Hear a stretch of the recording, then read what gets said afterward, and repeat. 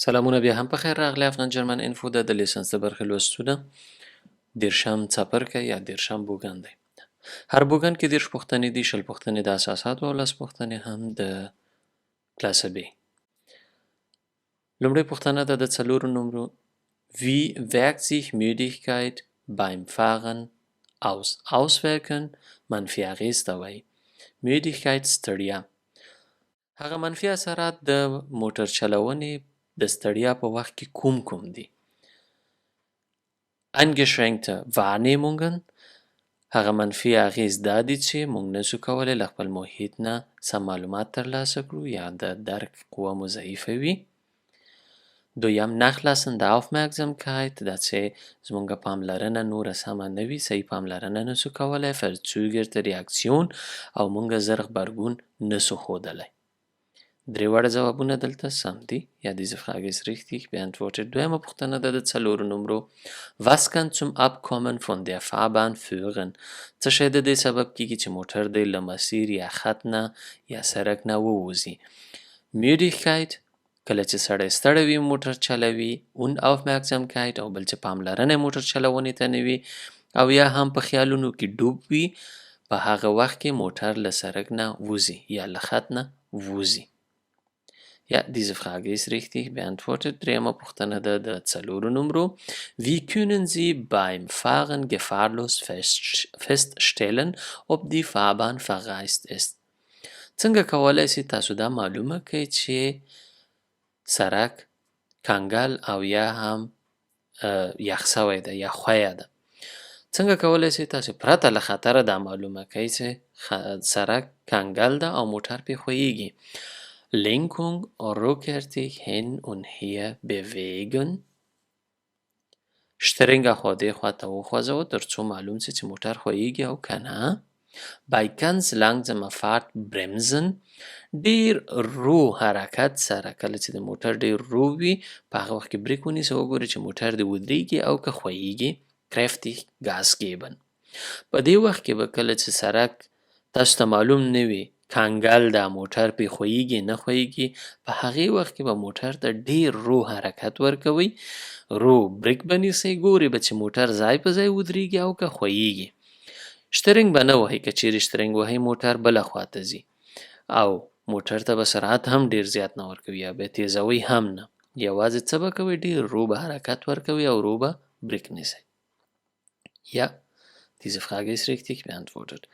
څلورمه پوښتنه ده د څلورو نمرو Warum müssen Sie hier besonders aufmerksam sein ولې دلته باید تاسې ځانګړې پاملرنه وکوئ په دې ځای کې د دې لپاره چې له دغې ونې یا د دې پیچومې نه اخواته موږ ته سړک نه ښکاري چې سړک جوړ ده خراب ده هاخوا نه څوک را روان ده زما په لاس باندې کوم موټر ولاړ ده یا هم کېدای شي کروندې دی خو دې خوا تراکتور ولاړ وي یا هم کوم بل حیوان یا هر څه چې وي نو موږ ته نه ښکاري دلته د دې لپاره باید ډیره پاملرنه وکړم weil der Straßenverlauf unübersichtlich ist دا چې د دې سړک اوږدوالی نور هم ماته معلوم نه ده چې پیچومه لري که څه لري مخکې مې ویل weil der Gegenverkehr die Kurve schneiden könnte دا معنی چې کله موټر په پیچومه راځي نو کېدای شي چې زما لاس ته هم راوړي دا ګولایي ده موټر معمولا له خپل خط نه که پام ورته ونه کړي بل لاس ته راوړي هو دا هم کېدای شي weil die Fahrbahnoberfläche ungleichmäßig ist او د سړک ټیټه او جګه هم معلومه نه ده کېدای شي چې نوره هم ټیټه او جګه ولري او ja diese Frage ist richtig beantwortet پنځمه پوښتنه ده د پنځو نمرو Warum dürfen Sie jetzt nicht überholen ولې په دې وخت کې تاسو نشئ کولی چې مخکې شئ ولې نشئ کولی د دې لپاره چې د سړک حالت یو څه نامعلوم ده اخوا نه په هغې لاس هم که څوک را روان وي ماته ښکاري نه بل چپ لاس ته تلونکی سړک ته کېدای شي چې دا بایسکل راواوړي او دې خوا ته دلته ننوځي او یا هم دغه بایسکل احتمالا کېدای شي بیرته راوګرځي زه ولې نشم کولی اوس له دې بایسکل نه مخکې شمه weil ich möglichen Gegenverkehr nicht rechtzeitig sehen kann دا چې زه په وخت باندې را روان موټر نسم لیدلی چې په بل لاس باندې راځي weil die Radfahrerin nach links abbiegen könnte او دا هم کېدای شي چې دغه بایسکل چلونکي دې خوا چپ لاس ته راواوړي weil der Straßenbelag auf der linken Fahrbahn Hälfte sehr schlecht ist او دا چې د نیم سرکه خواته ډیر خراب ده نه یوازې دا دواړه ځوابونه سم دي چې زه نشم کولی له دغه بایسکل چلونکي نه مخکې سم. Ja, diese Frage ist richtig beantwortet. شپږمه پوښتنه د 5 نمرو ده. ویډیو پوښتنه ده. هره ویډیو کولی شو 5 ځلې وګورو. مخکې له دې چې د پوښتنې او ځوابونو برخې ته لاړ شو که چیرې پوښتنې او ځوابونو برخې ته لاړلو بیا نورو ویډیو نشو کتلی. اوس راځو ګورو 50 کیلومتره په ساعت کې د موټر منډه ده. دننه هندارو کې هم ګورم ترافیکي لوحه ماته وایي چې دا Vorfahrtstraße ده یعنې ته پکې لومړیتوب لري. په دې هنداره کې دننه هنداره کې ماته موټر ښکاري چې له څو موټرونو شا په شا یا پرله پسې مخکې کیږي. دلته چې را رسیږي له چپ لاسه هم یا ګیګن فرکیر را روان موټر هم ورته رانږدې کیږي. دا سم کار نه و چې د کړی ده باید یې نه وای کړی. بیا راځو ویډیو ته ګورئ چې له دې موټر نه هم مخکې کیږي بیا بیرته نه راننوځي دلته شاته 2 موټرونه پرله پسې مخکې کیږي. ورپسې بیا 3م موټر نه هم مخکې کیږي پر روان لاس باندې موټر ده. دا کار باید نه وای سوی. دا ویډیو کولی شئ نوره هم وګورئ خو اوس راځو ځوابونو برخې ته. Wie verhalten Sie sich richtig؟ دلته اوس څنګه تاسو سم چلند کوئ. Ich fahre nach rechts auf den Parkstreifen. زه راسته لاسته نور هم راځم په دغه Parkstreifen یا دغه د پارکونو یا د موټرسایکل یا موټر څه ولاړ ده die خواته را اوړمه. Ich verringere die Geschwindigkeit. Ich behalte die Geschwindigkeit bei. زه خپل سرعت دلته را ټیټوم او دلته وي چې زه په همدې سرعت نور هم مخکې ځم. ته خو نسې کولی چې د پارک ساحې ته راسې. دا خو سم نه ده. Ich verringere die Geschwindigkeit هغه څه چې ته کوی سې هغه دا ده چې خپل سرعت را ټیټ کړې د دې لپاره چې دی وکولی سي د تشې ته راننوځي او دا موټر هم یو څه فاصله لري. که چیرې زه خپل سرعت همداسې وساتم دا دواړه موټرونه ډېر سره نږدې کېږي دی نسي کولی دلته مسونې ساحې ته راواوړي. زه یوازې څه چې کوی سم هغه دا د خپل سرعت به راټیټوم. Ja, diese Frage ist richtig. اوومه پوښتنه ده د 4 نمرو. Wie müssen Sie sich bei einem Stau im Tunnel verhalten؟ کله چې ترافیکي ګڼه ګوڼه په یو تونل کې وي تاسو به څنګه چلند کوئ. Warnblinklicht einschalten. هغه خبرتیایي څراغونه چې 4 واړه څراغونه دي الوځي هغه به زه چالانومه. Fahrzeug sichern und umgehend verlassen. موټر دروازې قلف کوي ګولې کوي یو خواته ودروئ نور موټر نه لاړ شئ. Bei Stillstand mit ca. 5 Meter Sicherheitsabstand zum Vordermann anhalten. چې کله تاسو موټر ودروئ ګورئ چې ترافیک جام ده نو 5 متره فاصله د مخکیني موټر سره باید ولرئ او ودرېږئ. هو موټر نه به نه کوزیږئ یا موټر به هلته نه ګل کوئ نه ګل کول نه پرېږدئ به یې نه چې تاسو ترې نه راووځئ. یوازې څراغونه به یې چالانوئ او فاصله به د مخکیني موټر سره 5 متره جوړوئ. Ja, diese Frage ist richtig beantwortet. Atama پوښتنه د 4 نمرو ده. Warum ist man nach Konsum der Droge Kristallmette fahruntauglich؟ ولې وروسته له کارولو د دغه نشهیي توکو چې کرستالمت نومیږي سړی جوګه نه ده چې موټر د نور وګرځوي.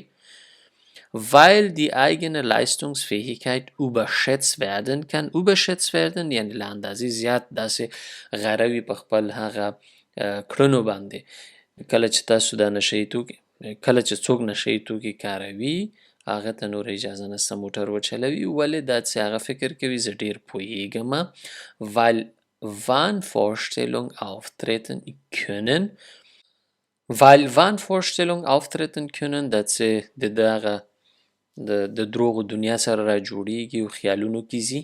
هو weil plötzlich Erschöpfung eintreten kann او کېدای شي چې ځاندردي او ستړیا هم ناڅاپي ورته را پیدا سي. Ja, diese Frage ist richtig beantwortet. نهمه پوښتنه ده د 5 نمرو. راځو ویډیو ته. ویډیو پوښتنه ده 40 کیلومتره په ساعت کې د موټر منډه ده. ترافیکي لوحه تر اوسه نه ښکاري خو په دننه هندارو کې هم څه نسته ده. دا ترافیکي لوحه وایي چې لومړیتوب ستا ده یا ته کولی شې اول په دې سړک باندې لاړ شې، پر هر هغه سړک چې له چپ او راسته خوا نه راځي. د دې موټر شاته موټر سایکل ولید. یو ځل بیا هم ویډیو وګورئ، نور هیڅ څه نشته دلته، یوازې له دغه ټرافیکي لوحې وروسته چې کوم موټر سایکل له چپ لاس نه راځي هغې ته هم باید پام وي له دې سړک نه. اگر که دې لوحې موږ ته وویل چې تاسو لومړیتوب لرئ، حق ستاسو ده، خو پوښتنې ته راځو. warum müssen Sie jetzt bremsen؟ ولې باید اوس تاسو بریک ونیسئ؟ wegen des Motorrades، wegen der Radfahrerin، wegen des Transporters. د دغه موټر له امله نه، که د دې بایسکل چلوونکي له امله نه، او که د موټر سایکل له وجې. اوس که تاسو وګورئ موټر سایکل تاسو ته نه ښکاري، خو لږ مخکې موټر سایکل ډېر په تیزۍ د دې وان شاته راغی، یا د موټر سایکل له امله نه زه باید دلته بریک ونیسم. بلې پوښتنې ته ځو. د 4 نمرو ده Sie nähern sich einem Linienbus. تاسو یو بس ته نږدې کیږئ der an einer Haltestelle angehalten hat، په یو تمځای کې یا د بس په تمځای کې ولاړ ده. worauf müssen Sie beim Vorbeifahren achten؟ چې شته مو باید پام وي کله چې تاسو د همدې بس تر څنګ یا له څنګه تیریږئ. auf Personen die sich auf der Fahrbahn befinden، هغه خلکو ته مې باید پام وي چې په سړک باندې دي یا د سړک په اړخونو باندې دي. هو auf meine Geschwindigkeit، خپل سرعت ته مې یا تیزوالي ته مې باید پام وي چې له اندازې ډیر نه وي. هو auf ausreichenden Seitenabstand، او دا چې زما د بس سره باید کافي اندازه د اړخ فاصله وي. Ja, diese Frage ist auch richtig beantwortet. کله چې تاسو د بس نه تیریږئ یا هم د بل موټر نه یا د بایسکل نه یا د پلي کس د څنګ نه، د اړخ فاصلې ته مو باید زیات پام وي چې دا ډیره اړینه ده. 11مه پوښتنه د 3 نمرو ده womit ist bei Dunkelheit eine Ladung zu kennzeichnen, die mehr als 1 Meter über die Rückstrahle des Fahrzeuges hinausragt؟ څنګه کولای شئ تاسو یو بار چې په موټر باندې مو بار کړی ده هغه هم 1 متر شاته له موټر نه وتی ده په نښه کړئ چې را روان موټر هغه وویني چې د بار اندازه د موټر د اوږدوالي نه زیاته ده. durch Einschalten der Nebelschlussleuchte، Nebelschlussleuchte هغه څراغونه ته وایي چې په غبار او منیارونو وخت کې چالانیږي، هغه چالان کړئ. نه mit orangenfarbener Warntafel، یو لوحه چې نارنجي رنګ لري د خبر ورکولو دپاره هغه ولګوئ هلته. نو تاسو به په بار باندې څنګه یو لوحه لګوئ؟ mit roter Leuchte oder rotem Rückstrahle. سره څراغونه دي یو خاص د همدې دپاره چې کله د موټر په سر باندې یا په موټر کې داسې بار وي چې د موټر د اندازې نه زیات وي، یعنې اوږدوالی ډیر وي او 1 متر وتی وي، هغه به تاسو هلته لګوئ تر څو شاته یا تاسو پسې را روان موټر ته معلوم شي چې د موټر باندې بار د موټر د اوږدوالي نه زیات ده. Ja, diese Frage ist richtig beantwortet. 12مه پوښتنه ده د 4 نمرو wie verhalten Sie sich in dieser Situation؟ په دغه وخت کې به څه کوئ کله چې دا دواړه لوحې تاسو وینئ او پټه هم تاسو ته نه ښکاري؟ لورایه مو لوحه ولیدله نو دلته به تاسو څه کوئ؟ دا معنی چې خپل سرعت به راټیټوئ، پاملرنه به مو زیاتوئ او آماده به اوسئ چې بریک ونیولی شئ. خو په دې وخت کې چې 2 نفره هم دلته لا ولاړ دي غواړي چې د سړک نه تیر سي، په دې وخت کې به تاسو څه کوئ؟ Ich beobachte die Fußgängerin aufmerksam، زه ډیره پاملرنه کوم د پلي کسانو ته. ich fahre mit gleicher Geschwindigkeit weiter، زه 40 کیلومتره یا 30 کیلومتر په ساعت کې روان یم، همداسې نور هم ځمه. نه که چیرې تاسو ځئ نو د پلي کسان تروئ یا یې ډاروئ، نو دې لپاره باید تاسو پام وکوئ چې ورنسئ یا ډېر ورو ورسئ، ودرېږئ. ich verringere meine Geschwindigkeit und bereite mich darauf vor anzuhalten، زه خپل سرعت راټیټوم او دې ته اماده کېږم چې وکولی شم دلته په وخت باندې ودرېږم او بریک ونیسم. Ja, diese Frage ist richtig beantwortet. 14مه پوښتنه ده د 4 نمرو warum ist eine defensive Fahrweise beim Annähern an Fußgängerüberweg besonders wichtig؟ defensive fahren یا دفاعي موټر چلونه ولې ډېره مهمه ده کله چې تاسې یو پټې ته رسیږئ؟ کومې پټې ته؟ د پلي کسانو پټې ته. Fußgängerüberweg د پلي کسانو پټه، دغې ته دې پټې ته Fußgängerüberweg وایي. damit Auffahrunfälle vermeiden werden دې لپاره چې د شا په شا د موټرو ټکر نه ډډه سوي وي تاسو باید وګورئ ناڅاپي بریک ونه نیسئ که چیرې تاسو د فوسکنګه اوبویګ پټۍ ته ونه ګورئ نه پوهیږئ چې دلته څوک را روان دی څوک پې باندې تیریږي یا نه تیریږي که چیرې ناڅاپي تاسې ګورئ نو یو وار بریک نیسئ په ناڅاپه هم چې بریک ونیو شا په شا باندې که کوم موټر را روان وي د هغه هم پام نه وي لګیږي د دې لپاره چې له دې ډډه سوي وي هو damit Fußgänger nicht verunsichert werden دا چې پلي کسان داسې نامسئونه ځان احساس نه کړي یعنی پوسید چې موټروان ماته پام ده او موټر ودروي damit nachfolgende Fahrzeuge leichter überholen können دا چې ما پسې را روان موټر ډېر په اسانۍ وکولی سي له ما مخکې نه یوازې دا دواړه ځوابونه سم دي په دې وخت کې هېڅکله یو موټر د بل موټر نه نشي مخکې کېدلی او اجازه هم ورته نشته څوارلسمه پوښتنه د دریو نمرو ده Sie haben mit Ihrem Fahrzeug ein fremdes geparktes Fahrzeug beschädigt تاسو په خپل موټر د یو بل چا موټر ووهه او زوبل مو که Trotz angemessener Wartezeit ist der Geschädigte nicht erschienen سره له دې چې تاسو ډېر ورته ودرېدئ بیا هم د هغه چا موټر څه خراب سوی ده ستاسو له لاسه یا ستاسو له وجې هغه نه ده راغلی یا رانغی Wie verhalten Sie sich jetzt richtig اوس به څنګه چلند کوئ ستاسو په موټر بل موټر ولګېده هغه مو زوبل که یا مو خراب که تاسو ورته ډېر ودرېدئ تر څو د دې موټر خاوند راسي خو بیا هم رانغی په دې وخت کې به تاسو څه کوئ او تاسو غواړئ چې یا کار ته لاړ یا به یو څه بل لرئ نو غواړئ چې دا ځای پرېږدئ او لاړ شئ څه به کوئ په دې وخت کې Ich muss meinen Namen und meine Anschrift am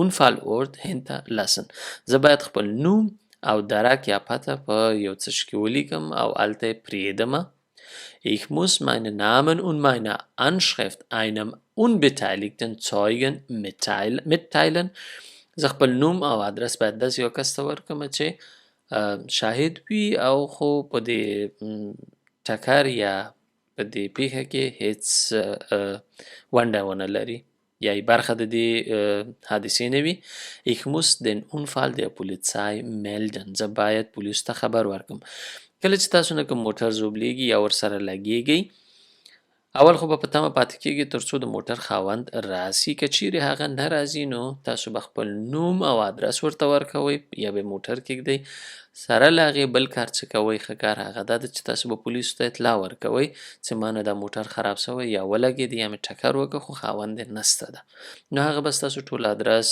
او معلومات ولیکي هغه ورکوي پولیسو ته په دې وخت کې هېڅ د تللو اجازه نشته ده یعنې کوشش دې ونیسي چې لاړ شئ ترېنه ځکه دا بیا وروسته ډېره بد اغېز لري او منفي تاثیرات لري Ja, diese Frage ist richtig beantwortet. پنځلسمه پوښتنه د 5 نمرو ده Welches Verhalten ist richtig کومه کړنه دلته سمه ده د ټرافیکي لوحو برخه ده که چیرې په ټرافیکي لوستونو کې لا ستونزه لرئ زه یې لینک لاندې په ډسکرپشن کې پرېږدم کولی شئ تاسو هغه درسونه وګورئ د ټرافیکي لوحه وایي چې ته فورفات لرې په چا باندې په دغه موټر باندې کله چې زه دلته تاویږم خو موټر سایکل په ما لومړیتوب لري ځکه د هغه راسته لاسته او که چیرې زه مخامخ تلونکی یم نو هېڅ چاته به بیا نه تم کېږم خو دلته به څنګه چلند کومه Ich darf vor dem gelben PKW abbiegen له دغه زیړ موټر نه مخکې زه کولی شم تاوسم هو په دې سړک زه کولی شم وګرځم Ich darf erst nach dem Motorrad abbiegen د دې موټرات نه وروسته زه کولی شم لاړ شم هو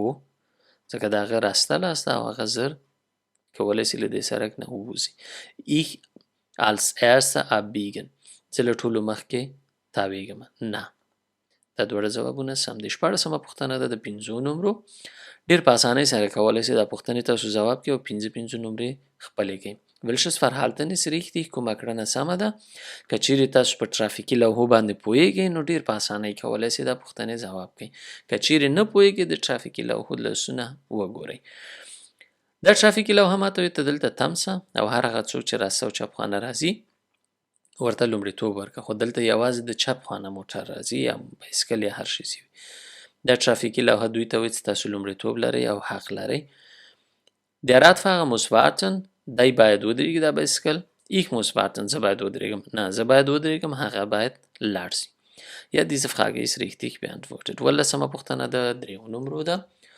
وفور وان diese Verkehrszeichen دغه ترافیکي لوحه د څه شي خبر یا معلومات موږ ته راکوي.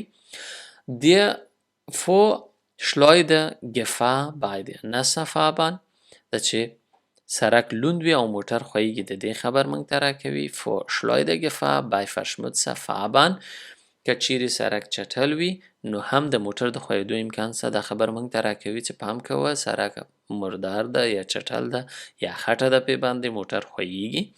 Vor alkoholisierten Autofahrer او د نشه موټر چلوونکی مخکې تاسو نه روان دی د امانت سي دا شی هیڅ امکان نه لري چې څوک د نشه وي او بیا د موټر وچلوي ګنګس دی روان وي. نه کیدای سي چې موټر وښویېږي د څه شي له امله سرک لوند وي کیدای سي موټر وښویېږي د څه شي له امله نه سرک چټل وي.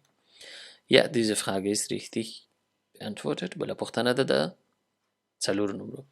Was müssen Sie bei diesem Verkehrszeichen beachten؟ کله چې دغه ترافیکي لوحه وینئ څه معنا ورکوي؟ دا ترافیکي لوحه څونه د څه شي پلي تلونکو کسانو دپاره یوه ساحه یا منطقه یا یو ځای چې یوازې پلي کسان پې تللی سي. In diese Fußgängerzone dürfen Sie mit einem Kraftfahrzeug mit Schrittgeschwindigkeit fahren. که چیرې داسې یو ځای وي چې دا ترافیکي لوحه لګېدلې وي تاسو کولی سئ یوازې ډېر ورو ورو موټر سره لاړ سئ. Diese Fußgängerzone dürfen Sie mit einem Kraftfahrzeug nicht befahren. تاسو نسئ کولی کله چې په یو ساحه یا منطقه کې داسې ترافیکي لوحه لګېدلې وي موټر سره ننوځئ. Als Anlieger dürfen Sie in diese Fußgängerzone mit Kraftfahrzeugen fahren. تاسو کولی سئ کله چې تاسو هلته ژوند کوئ دې سرک ته د موټر سره ننوځئ. نه کله چې دغه ترافیکي لوحه وي په هیڅ وجه د هیڅ رقم موټر سره تاسو نسئ کولی ننوځئ. Diese Fußgängerzone dürfen Sie mit einem Fahrzeug nicht befahren. تاسو نسئ کولی دغه سرک وکاروئ یا دلته ننوځئ. Ja, diese Frage ist richtig beantwortet. Nun lassen wir پوښتنه د 2 نمرو ده. Worauf weist diese Verkehrszeichen hin؟ د ترافیکي لوحه د څه شي معلومات درکوي؟ Auf eine Unterführung د داسې یو ځای چې د پله لاندې سرک تیر سوی وي. Auf eine Sackgasse داسې یو سرک چې پای بند وي او نور د تلو لاره نه وي.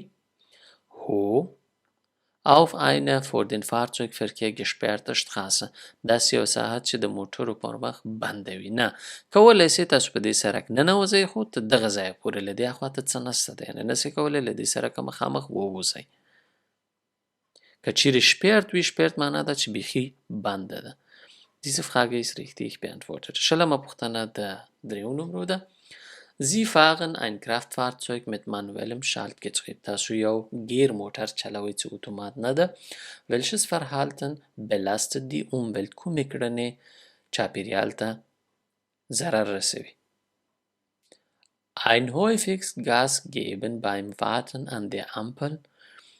پرته له اړتیا نه کله چې تاسو ترافیک څراغ ته ولاړ یې او موټر ته ریز ورکوئ په هغه وخت کې چاپیریال ککړېږي. Eine ungleichmäßige Fahrweise کله تیز کله سلو کله آهسته کله بیا ریز ورکوه داسې موټر چلونه هم چاپیریال ککړوي. Ein Fahren bergab in höherem Gang کله چې تاسو له غره راکښته کیږئ او په جګ ګیر کې هستئ نه دا تاثیر نه لري یوازې دا دواړه. Ja, diese Frage ist richtig beantwortet. د کلاسه B برخه ده. لومړۍ پوښتنه د 4 نمرو. Was ist für die Wahl der Geschwindigkeit beim Befahren von Alleen mit geringerer Fahrbahnbreite von besonderer Bedeutung؟ لومړی خو به الین وپېژنو چې دا څه شی ده. الین داسې یو سرک ده برې کم وي سورې کم وي 2 طرفه یې ونې وي او ونې هم داسې راټیټې وي په سرک باندې. کله چې تاسې د موټر سرعت انتخابوئ یا موټر تیزوئ نو څه شته باید ځانګړی پام وي. Die schnelle wechselnde Lichtverhältnisse erleichtern das Abschätzen der seitlichen Abstände. Das bei einem entgekommenen breiten Fahrzeug unter Umständen in der halben übersehbaren Strecke angehalten werden muss. Das gleichzeitig Abschätzen des Seitenabstandes zu den Bäumen und zum Gegenverkehr. لومړی وایي چې die schnell wechselnden Lichtverhältnisse erleichtern das Abschätzen der Seitenabstände. معنا ده چې دغه رڼا چې د ونو له منځ نه په موټر باندې لګیږي دا موټروان ته سفر اسانه کوي او په اسانه باندې پوهیږي چې زما واټن د ونې سره څومره دی، ډیر دی که لږ. نه، په دې به هیڅکله تکیه نه کوئ. Das beim einem entgekommene bereiten Fahrzeug unter Umständen in der halben übersehbaren Strecke angehalten werden muss. په دې سره که چیرې له هغې خوا نه داسې یو برداره موټر را روان وي یا یې بار زیات وي، تاسو به داسې یو ځای کې ودرېږئ، داسې یوه تشه به دلته پیدا کوئ چې دا موټر ستاسو تر څنګ تیر سي، په اسانۍ سره تیر سي. او که چیرې تاسو مخامخ ځئ هغه موټر برداره هم ده او غټ هم ده، نسي کولی، نو لاره بندېږي. یعنې تاسو به خپل ځای مخکې را پیدا کوئ، هلته به ودرېږئ تر څو دا موټر تیر سي. په افغانستان کې خو زموږ یو سړک وي، هم د تګ هم د راتګ دپاره معمولا. دلته ځینې وخت داسې سړک کې تاسو برابرېږي، هلته هم همداسې کوي. که چیرې یو برداره موټر راځي ګوري چې دوه موټر څنګ په څنګ نسي تېرېدی، نو یو موټر یو خواته ودرېږي بل تېرېږي. په داسې سړکونو کې هم همدا قاعده او اصول ده. das gleichzeitig Abschätzen des Seitenabstanden zu den Bäumen und zum Gegenverkehr. همدا رقم باید ته دې ته هم پام وکړي چې په ونه باندې ونه لګېږي، ډېر ونو ته نږدې نسي، او هم د څنګ یا د اړخ موټر یا را روان موټر ته مو هم پام کړی وي. Ja, diese Frage ist richtig beantwortet. بله پوښتنه ده د 4 نمرو. تقریبا هماغسې یو سړک ده خو دلته ونې نسته ده. دلته به زه څنګه کوم؟ 80 کیلومتره په ساعت کې د موټر منډه ده، ترافیکي لوحه نه معلومیږي راته، شاته هم څوک نسته، سرعت ډیر تیز او ډیر لوړ ده. دلته پلي کسان په سړک باندې روان دي. بیا هم راځم یو دفعه ویډیو وګورئ. په ویډیو کې نور هیڅ نه ښکاري. منظور مې دا ده چې یوازې دغه کسان دي، پلي کسان دي. دلته په را روان لاس باندې هم څه شی ماته نه ښکاري. نه، یوازې دا. او دې خوا نه دا موټر را روان دی، دلته موټر هم ده. راځم اوس پوښتنو برخې ته. Wie verhalten Sie sich richtig? څنګه اوس سم چلند کوي؟ Ich fahre an den Fußgänger vorbei. زه دغه پلي کسانو نه تېرېږم، نور هم ورته وړاندې کېږم. Ich fahre möglichst weit recht. زه کوشش کوم چې څومره زیات کېږي راسته لاسته راسم. که چیرې تاسو پام کړی وي کولی سئ یوازې دغه ځای کې تاسو راسته لاسته راواوړئ چې موټر مو والې ته ونه غورځېږي. بل ځای دلته تاسو نه لرئ. که چیرې ته غواړئ نور مخکې لاړ سئ نو سړک بندوي او هغه موټر چې ده غټ موټر ده. Ich bremse auf Schrittgeschwindigkeit ab. خپل سرعت راټیټومه. نه به نږدې کېږم پلي کسانو ته، او له هغې خوا نه را روان موټر ته به هم زه لاره ورکومه.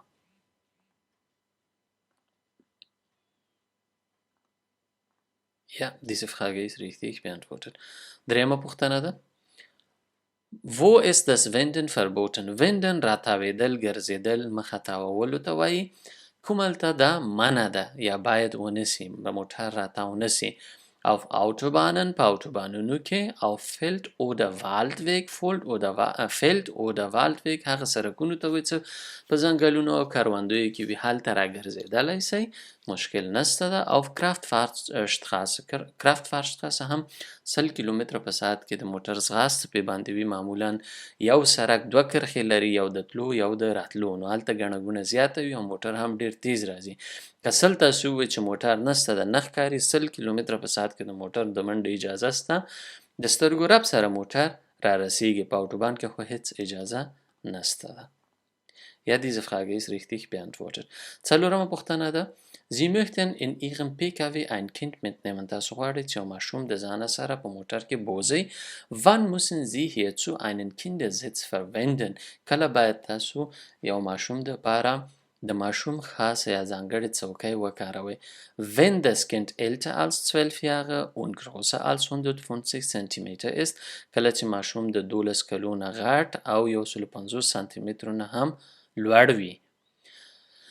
نه، Wenn das Kind jünger als 12 Jahre und kleiner als 150 سانتي است که چیرې د ماشوم عمر له 12 ټیټ او لوړوالی هم له 150 سانتي متره کم وي، په هغه وخت کې تاسو د ماشوم دپاره یوه چوکۍ وکاروئ چې هغه جګ سي او کمربند سم په اوږه باندې ورته راسي.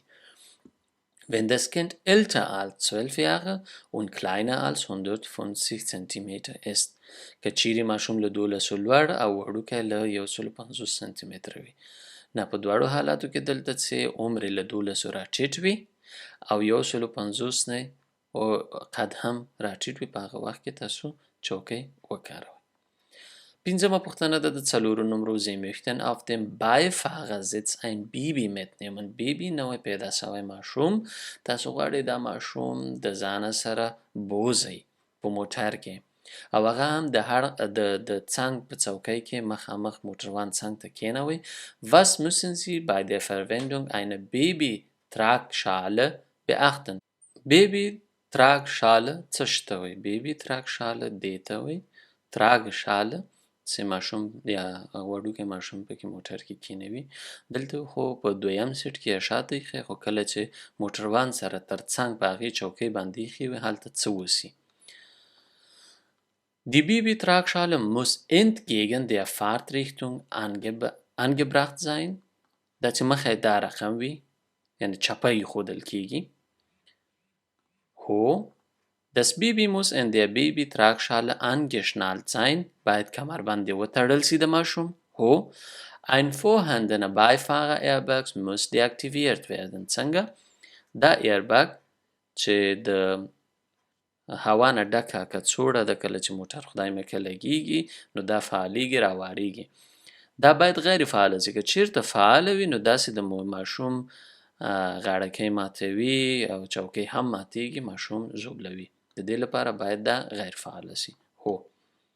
Diese Frage ist richtig beantwortet. شپږمه پوښتنه د دریو نمرو ده.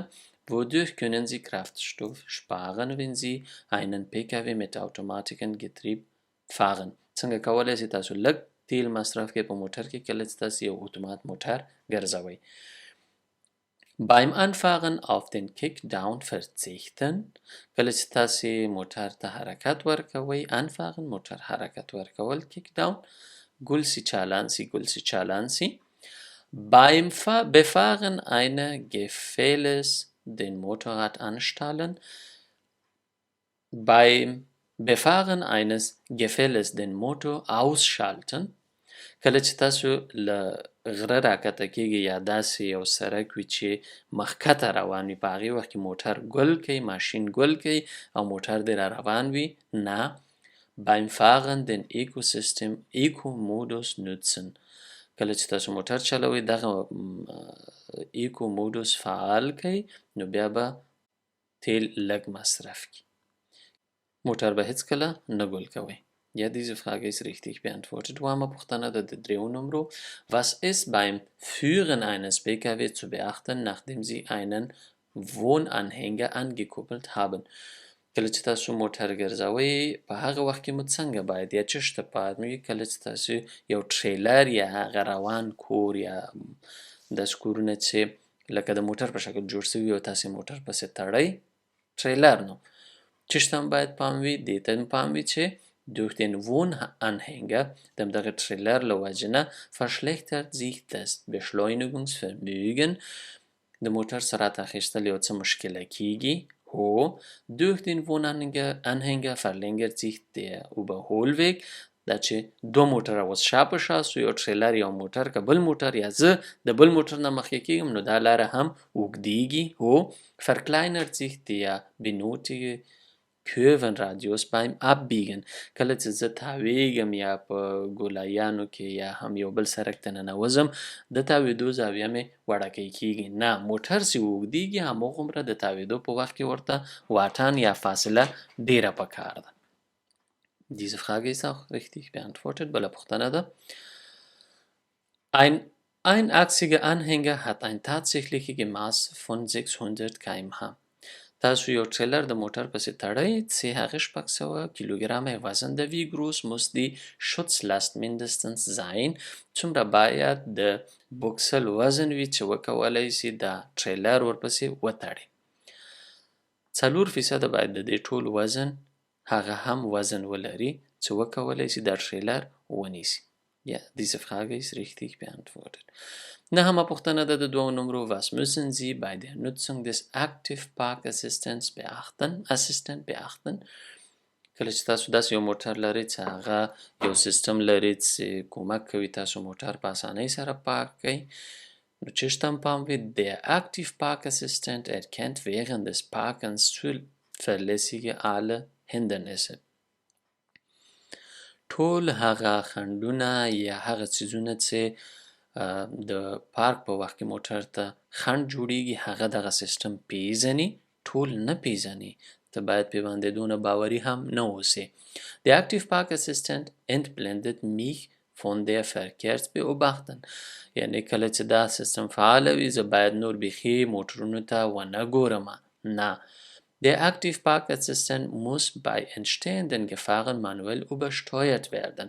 که چیرې پوهیږئ چې یو داسې خطر د تاسو تکیه نشئ کولی په پارک اسسټنټ باندې او د سیستم باندې باید تکیه پې باندې ونه کوئ، خپله عمل وکوئ. Ja, diese Frage ist richtig beantwortet. چې کله کله وي تخنیک باندې زیات هم تکیه مه کوئ، همدا معنا ورکوي چې باید خپله هم لاس په کار سي. لسمه پوښتنه د 2 نمرو ده. Welches Bedeutung hat das auf den Reifen angegebene Herstellungsdatum 1217؟ 1217 دغه 2 نمرې چې په ټایر باندې لګېدلې دي دا څه معنا ورکوي؟ Herstellung Datum د جوړېدو تاریخ ده، خو د جوړېدو تاریخ ده صحیح د 12 څه معنا؟ Der Reifen wurde am 1.2.2017 hergestellt. دا ټایر په اول د 12 کال یعنی اوله ورځ د 12 میاشت 12 کال جوړ شوی ده. نه. Der Reifen wurde in 12 Monat Dezember des Jahres 2017 hergestellt. دلته اوله د دویمې یعنی دلته 1/2 اول تاریخ د دویمې میاشتې 2018 کال دا ناسم. دلته بیا وایي چې د دسمبر میاشت د 2018 کال نه in der 12 Kalenderwoche des Jahres 2017. د په ټایر باندې چې کوم نمبر لګېدلی ده هغه د اونیو په حساب یا د هفتو په حساب ده. 12مه هفته د 2018 کال باندې دا ټایر جوړ شوی ده. Ja, diese Frage ist richtig beantwortet. ځینې پوښتنو نه همداسې تېرېږم دې لپاره چې هغه پوښتنې مخکې لا ډېر کارول سوي دي یا کارېدلي دي، نو کولی شئ که چیرې تاسو مخکینۍ پوښتنې کتلې وي هغه پوښتنې په اسانه ځواب کوئ. که چیرې وړاندیز لرئ راسره شریکولی شئ او که په چا مو لورېږي کولی شئ نورو ته هم ولېږئ. تر بیا ښې چارې.